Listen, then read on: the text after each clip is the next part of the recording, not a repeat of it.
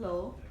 So, in taking my interpersonal communications course, I became very interested in one of the first topics that we discussed on communication accommodation theory that was created by Howie Giles.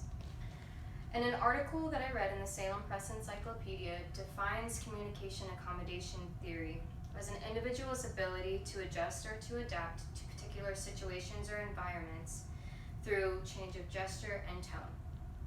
So when I read about this, I immediately related the theory to my most common way of communicating, which is through electronic communication. So in the world that we live in today, it's very rare to find people that don't use electronic communication. With devices such as cell phones and laptops, we are able to communicate with people, anyone and anywhere all over the world. In an article written by Kyle Taylor and Laura Silver from the Pew Research Center estimates that about 5 billion people use mobile devices. The most common platforms that we use through these devices are text message and social media. As we communicate through these platforms, it's easy to assume that despite the lack of those nonverbal cues, such as tone, that everything we say is understood. But that's not always the case. So I asked myself this: in what ways do we perceive tone through electronic communication?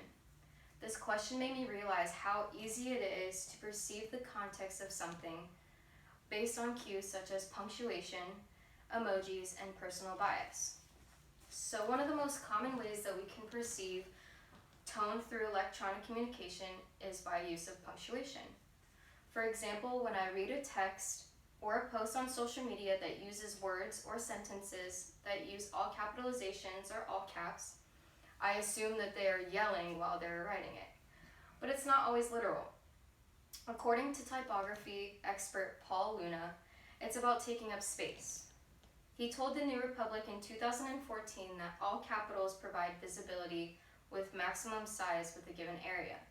So with more visibility comes more emphasis on the expression of tones such as anger or excitement. Just like the use of all caps, exclamation points are also a great indicator for understanding tone in electronic communication. For people that communicate electronically over social media or text message will overuse exclamation points to express to their audience a tone of excitement or happiness. In a turn of events where comments or messages lack that kind of excitement, most phrases or words will end with a period. Ending a sentence with a period is very normal, but on less formal platforms, the tone is completely different. For example, when I read a message or comment that says "okay, period," I assume that the tone of the person who wrote it is either upset or annoyed. A more modern way that we can perceive tone through electronic communication is by use of emojis. So the icons are able to symbolize feeling and expressions that nonverbal communication lacks.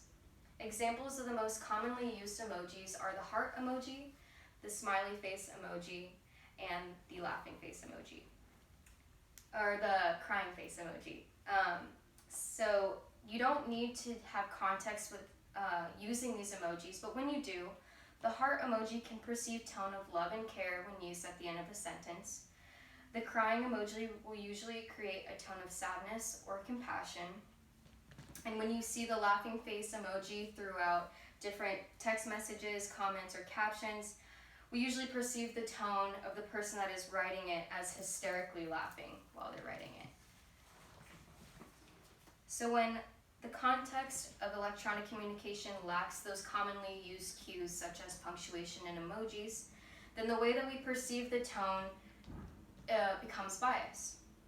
The bias follows the amount of trust that we hold in the person who is writing something or the context that is being written. Most commonly, we perceive a more positive tone with context that we favor and a more negative tone for context that we don't. As you can see, there are many ways that we can perceive tone throughout electronic communication. Perceiving through our own bias and paying close attention to those cues that we talked about, such as punctuation or emojis while communicating, are just some of those ways. I know this way of communication is not as formal and concrete as we're used to, and not as easily understood at times, but with most things we adapt. The use of electronic communication will only continue to grow from here. Thank you.